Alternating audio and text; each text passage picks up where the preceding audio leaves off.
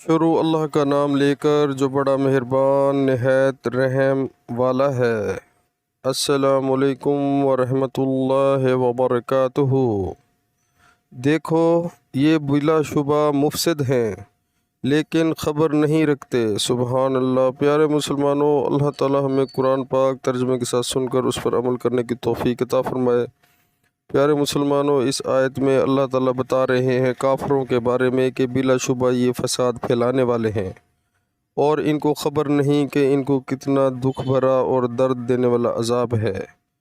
इस दुनिया में अल्लाह ताला ने तमाम इंसानों को जो है मौका दिया हुआ है और अल्लाह ताला ने कुरान पाक को इसीलिए नाजिल किया है कि चाहे कोई गैर मुस्लिम है या मुस्लिम है, सब के लिए अल्लाह ताला ने इस कुरान पाक की किताब को सब के लिए हिदायत बनाकर भेजा है।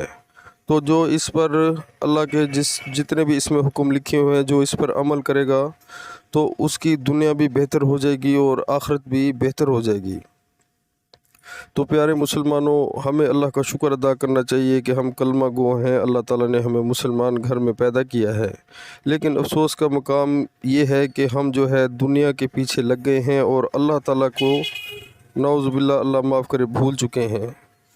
अगर जिस टाइम ही अज़ान होती है जैसे ही, तो सब लोग जो है वो इस चीज़ को इग्नोर कर देते हैं कि भी अल्लाह ताला अपने घर में सबको बुला रहा है और कह रहा है कि इसी में सलाह है, इसी में फलाह है। लेकिन हम जो है वो दुनिया के पीछे इतना मगन हो चुके हैं कि हमें इसका पता ही नहीं कि किस चीज़ का हमें फ़ायदा है और किस चीज़ का नहीं।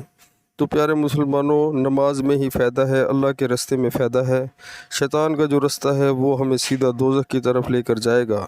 तो हमें इस बारे में सोचना चाहिए कि हमने कौन सा रास्ता पसंद करना है। प्यारे मुसलमानों, जैसे ही अज़ान हो तो दुनिया के सारे काम हमें छोड़ देने चाहिए, क्योंकि ये जितनी भी दुनिया है इधर ही रह जानी है, सब कुछ फ़ना हो जाना है। हमारा माल और दौलत भी फ़ना हो जाएगा, हर चीज़ ख़त्म हो जाएगी। तो हमारे अमाल ही हमारे साथ जाएंगे और फिर हम अल्लाह ताला को क्या जवाब देंगे जब हम कब्र में जाएंगे और रोज़े क़यामत वाले दिन।